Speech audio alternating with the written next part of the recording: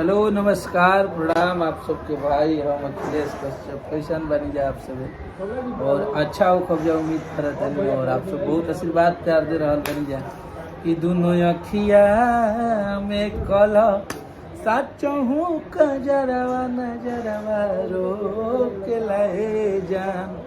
तो आप सबके ओकरा बाद हम एगो बहुत तगड़ा सेट सॉन्ग लेके आ रहा बनी अपना बीट मशीन के सारी भैया के संगे जौना में नेपाल के एगो लड़की भैया के टैटू कैले रही और सोम्या पोखरेल जी। तो लड़की ने मुझे नहीं लग रहा है कि पहले बार में कोई लड़की इस तरह से एक्टिंग करेगी। क्या लाजवाब सोम्या ने किया है उसमें काम भैया के साथ और भैया ने बहुत कुछ उसे सिखाया बताया और उस पर वो खरी उतरी है। और जे भी प्रेम कैले हुई जरा भी धोखा मिलल हुई प्रेम में चाहे लगन में बहुत लोग ऐसा भाई बा लोग जे केहू से प्यार करेला और ऐसा असमंजस आ जाला बीच में जहाँ से वहाँ सब ना मिल पाइल जाए वहाँ सबके प्यार में रुकावट आ जाला।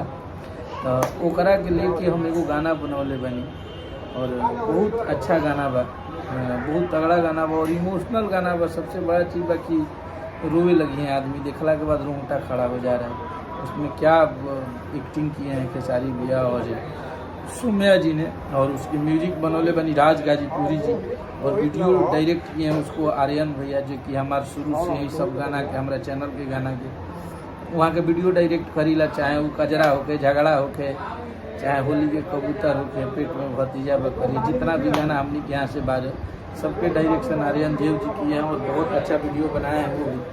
तो सभी को थैंक यू सो मच और आप लोग तैयार रहिए उस गाने को। हम लोग अभी तो फाइनल डेट नहीं है लेकिन एक तरह से मान के चलिए कि फाइनल ही है। 24 तारीख को उस गाने को हम लोग कोशिश कर रहे हैं कि रिलीज हो जाए और उसको हम लोग लॉन्च करेंगे बहुत तगड़े स्तर पे।